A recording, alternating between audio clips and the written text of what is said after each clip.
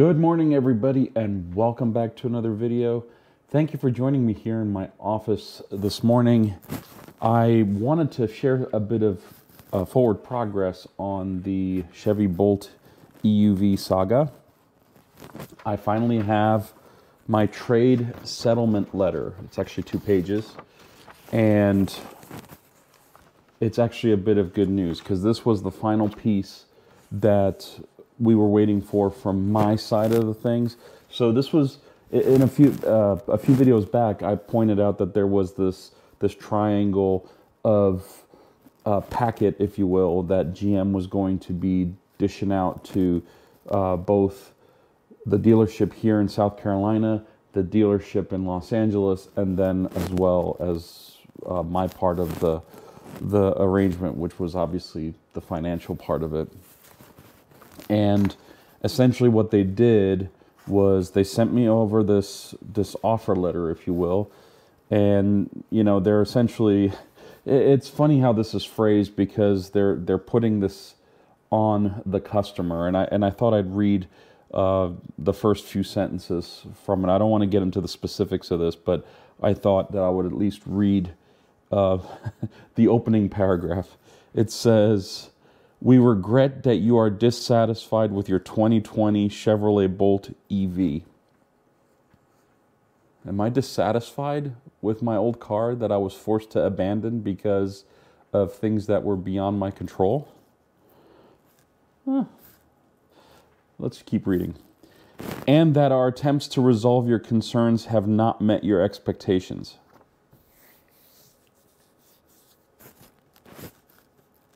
I mean, I guess I can keep waiting for GM to come around. I don't know what my expectations were supposed to be, but okay. "To further the arrangements, Chevrolet will repurchase this vehicle in exchange for the release of liability stemming from warranties, express or implied, covering this vehicle." Yeah, you heard that. Okay, so to continue, it says, "This offer to assist you into a replacement vehicle is being made as an effort to keep you a satisfied Chevrolet customer." Okay, "Chevrolet will assist you into a 2023 Chevrolet Bolt EUV," with the VIN number, I guess it lists the VIN number there. "Your responsibilities are outlined below. This offer is calculated by using the following figures." All right, there's where the fun part comes. "Payoff of the original vehicle, which is good until February 9th, 2023, and then usage fees." So they do tell you that there is following figures are used to calculate the total responsibility of the customer, but what they don't tell you is what the mathematical formula is. So I think what I have to do is I have to go look on the My Chevrolet app because I want to know what OnStar reported the total miles on the odometer of the old car, because they're charging a usage fee, and I'll tell you this figure.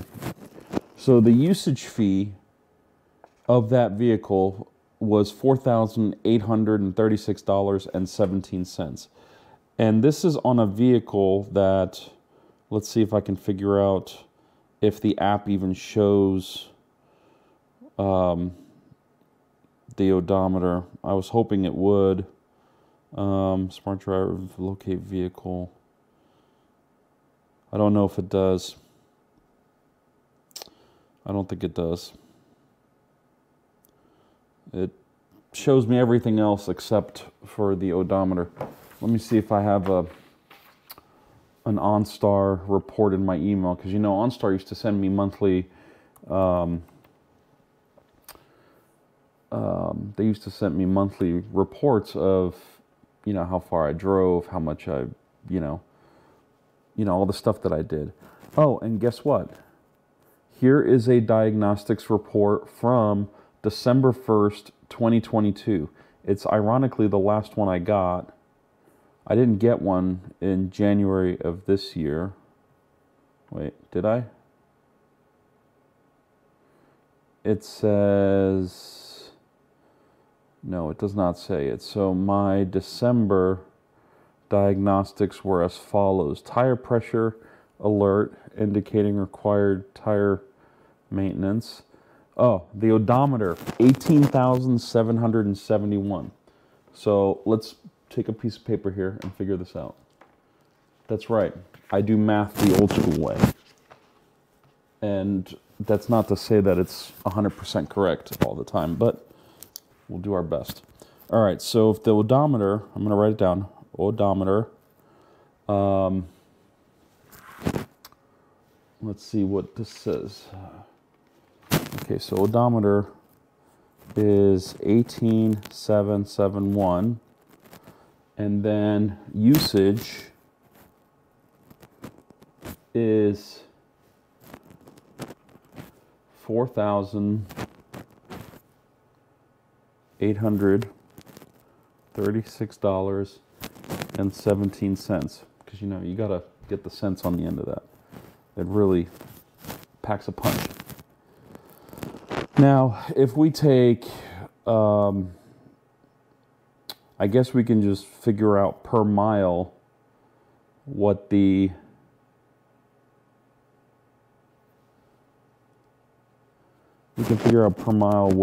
usage was. So let's take that.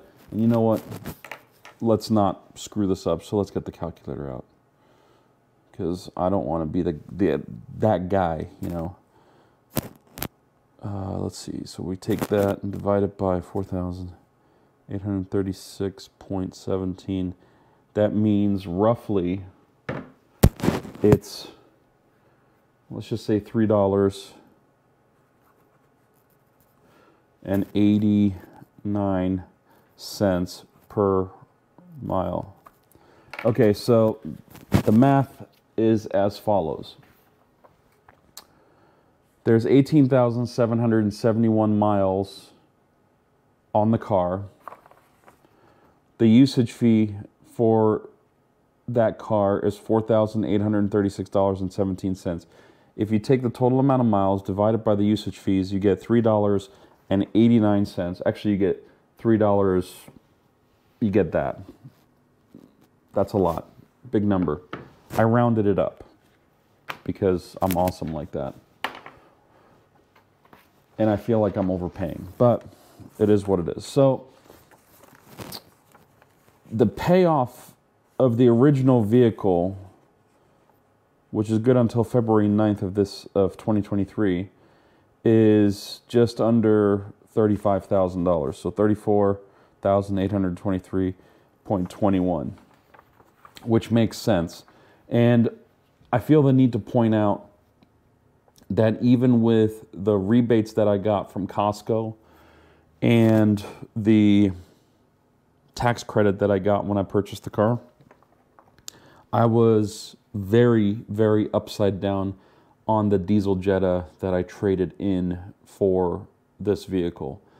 I had about a $14,000 balance on that car, which would have canceled out effectively the rebates. So the dealer credit that I got, the Costco credit that I got, all of those would have been basically wiped out by the upside down loan that I rolled into this. So that's why these numbers are so high. But you know what? Considering that, you know, the numbers were so high, this is still a pretty decent deal. I mean, to get a fully loaded EUV, right? Because that's what this is. Brand new, you know, first driver, you know, brand new car. To get it out the door for $39,659.38, I think that's decent, you know, for a brand new car.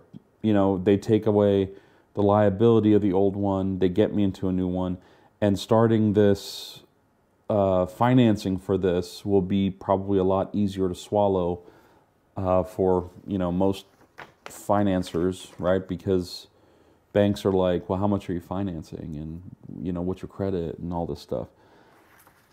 It's not ideal, I'll be honest with you, but a lot of mistakes were made, and I think a lot of the mistakes that were made in the past were just environmental or situational. And I say that because I feel like I was forced into replacing vehicles pretty regularly in California. And I think the reason for that was wear and tear on the car was very excessive. Everything is super high mileage. Between the temperature swings of daytime highs in the 110s, 20s to low 50s at night, there's an incredible wear and tear. Things were failing all the time. And every time a major service interval came up, it was actually cheaper to put a down payment on a new car or a newer car. Before this vehicle, before the 2020 Premier, I was financing used vehicles because, lower price, and I typically drive cars until, they're 6 feet under. Literally, I kill them.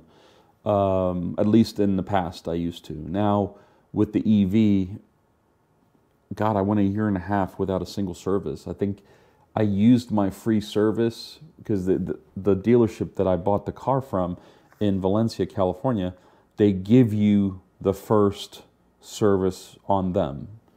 And you're probably thinking to yourself, why would you do that for an electric vehicle?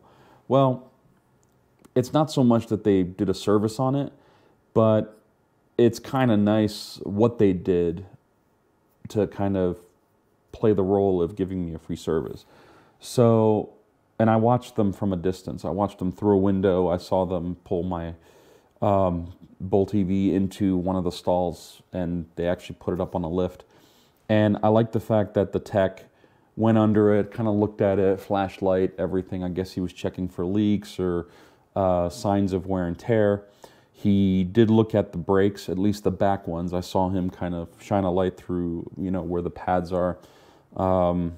Probably wasn't surprised that there was near zero wear because I use one pedal driving, and I hardly ever really touch the brakes. I think the only time I touched the brakes was on hills, like to stop the car, and while going backwards, because one pedal driving going backwards, you'll just keep going backwards unless you hit the brakes.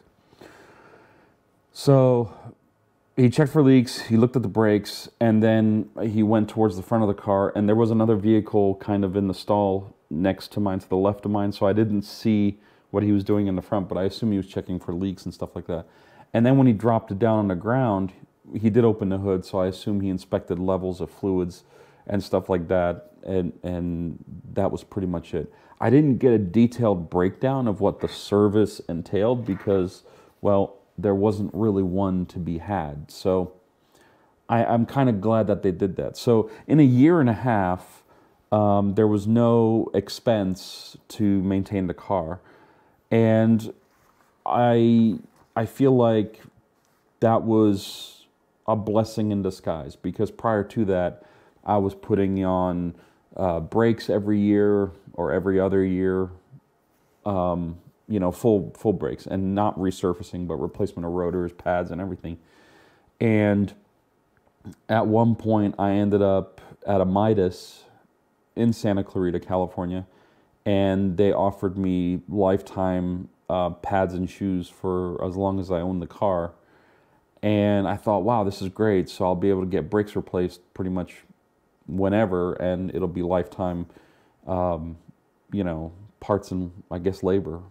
I guess you'd only pay for tax at that point or whatever it is.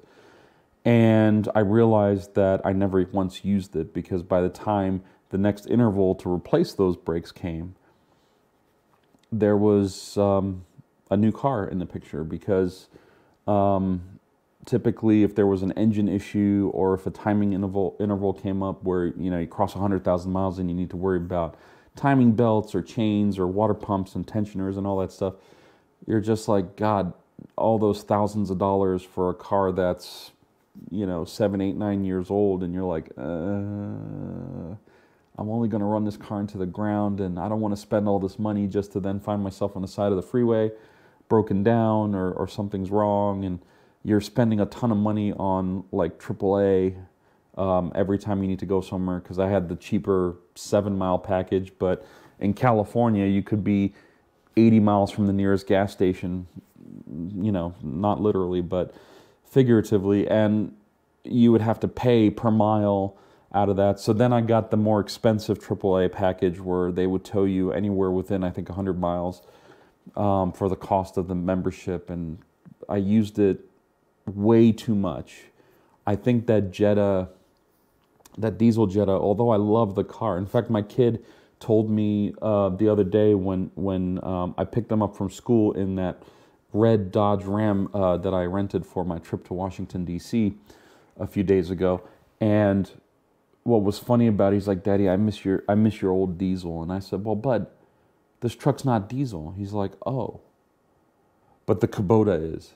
And he pointed at the tractor, and he was really, really happy. So I think the fact that he saw his dad super happy with an engine that got ridiculous amount of miles per gallon, that essentially, with a financial investment could keep going forever and ever. I mean, diesel engines run 1 million miles, in semis without needing a major overhaul. And in some ways, in cars as well. I didn't have to deal with DEF, with diesel exhaust fluid in that car, and it did its job. It got me from A to B at 64 miles per gallon, and it was a real drop in fuel expenses, because, fuel expenses were ridiculous, where diesel was costing anywhere between $5 and $9 a gallon at any point in time. And through the pandemic, things just seemed to get worse. So in 6 months into the pandemic, I pulled the trigger on an EV, and I said, you know what, I'm saving my money. I don't know what the state of the world's going to be like. And instead of putting potentially $12,000 into an engine overhaul on I think that was a 7-year-old vehicle at that point, because it was either 2013 or 2014. It may have been 6 or 7 years old. I decided to take that money that I would have spent for service, and I just traded up the diesel 64 miles per gallon to the Bolt EV at 108 miles per gallon equivalent, for the cost of energy being super low. And also, I had a 27-panel solar farm on the roof of my house in Los Angeles, which essentially made charging my car out in the driveway completely free. And 10 kilowatt hours of that was essentially sunshine, because it was stored in a whole house battery that then my car would pull at night, and that was it.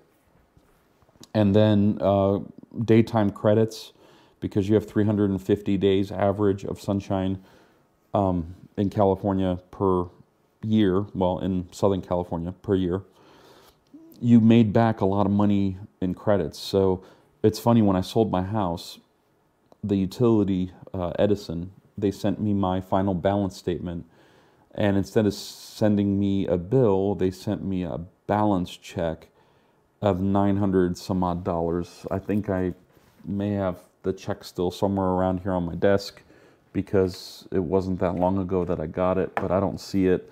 But it was in the $900s of dollars. So that was energy that I generated that for pennies on the dollar, I put back into the grid. And they metered that, and they calculated a fee, and they said, here, we owe you this much for generating power for us. And it was almost $1,000. And, when you think about it, a lot of money was spent in investing in the energy infrastructure of that house, and anything helps. So when you have a car that, consumes electricity, you want the infrastructure to be robust enough and effective enough that you're not spending thousands of dollars every month on that utility. At one point, my water bill was higher than my electrical bill. And water is, believe it or not, the cheapest utility in Southern California, where there is very little water to come across. Natural gas was horrendous, especially in the wintertime because we were heating a house.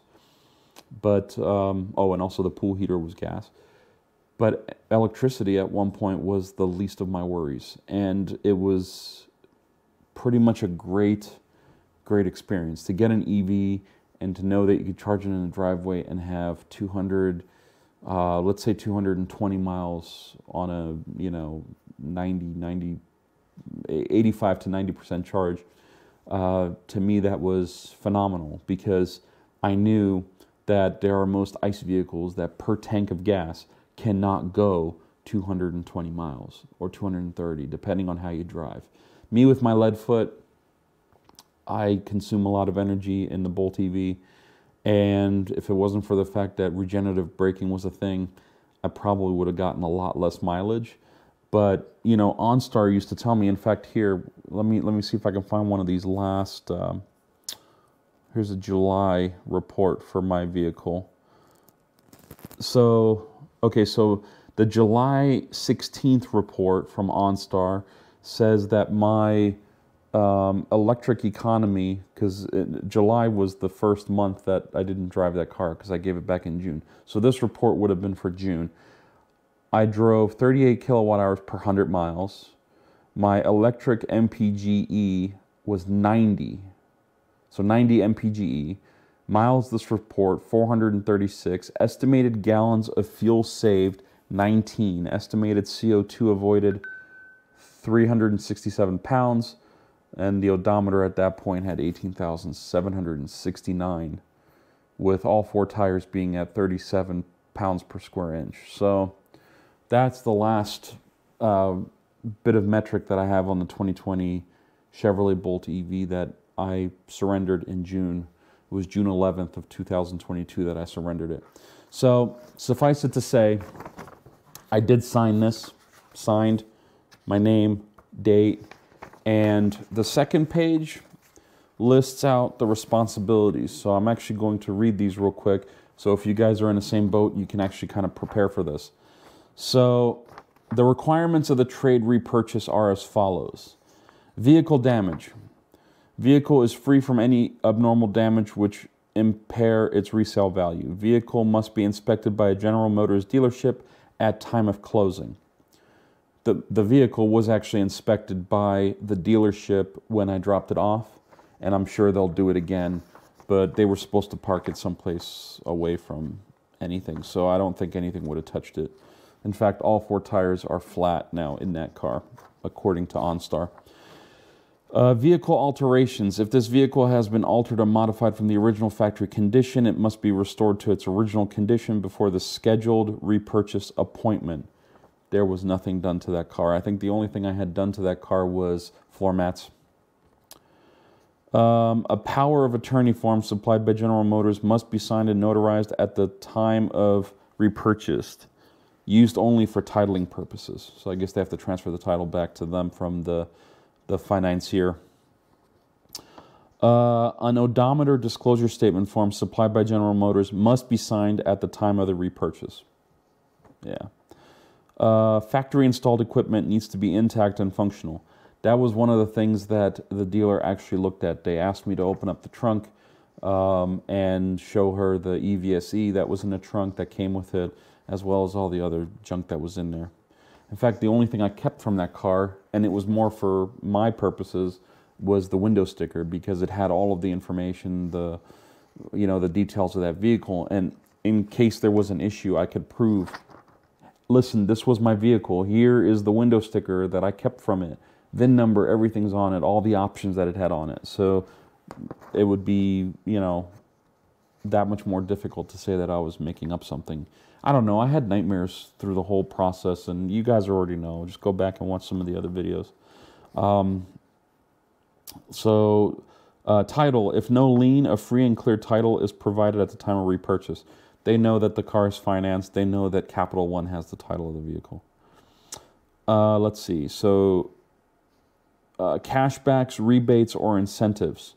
There will be no cashbacks, rebates, or incentives of any kind that are applicable towards this transaction. So this is literally a trade.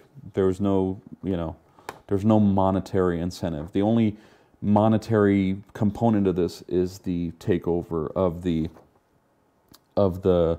payment schedule that's going to be decided by the financier of the 2023 EUV. So that'll be probably this week coming up. Lending/leasing institution. This offer is contingent upon approval of your lending leasing institution. That's what I was just saying.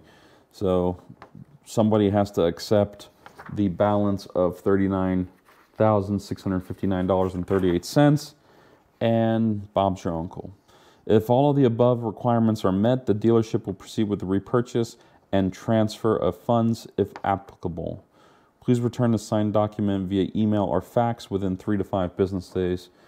Sincerely, General Motors, RVDC, 2717 Shust Road, Saginaw, Michigan, 48603. There you go. That's the trade settlement letter. This was sent back to GM, as well as a copy of this went to the dealership on January 20th. Today is the 22nd, Sunday. So I'm going to follow up with them tomorrow to see if there's anything else that they need. The dealership, I spoke to them on Friday as well after this whole thing kind of settled down, and I signed it and sent it back. The dealership mentioned that there's going to be basically a new car purchase process that gets followed. So even though this is a trade-in, and you know, I think the only difference is that I'm not going to be handing anybody a check for like a deposit or whatever for the car.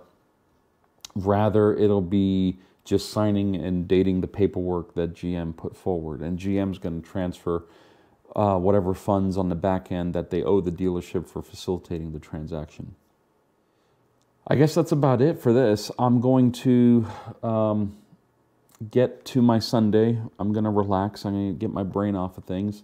It's rainy as I don't know what. The rains came back. I was originally going to mow today. I was going to pull the Kubota out of the garage, do a walkthrough with you guys, and then run it through the yard. But it decided to rain relatively hard.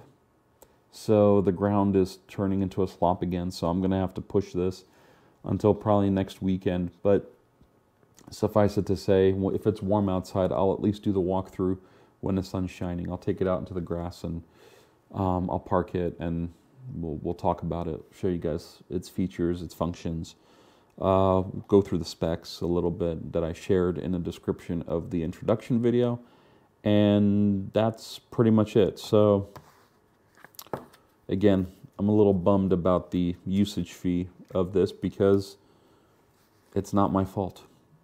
This whole thing happened because of something that GM lacked quality control for, or LG Chem, whoever is to blame, I don't care.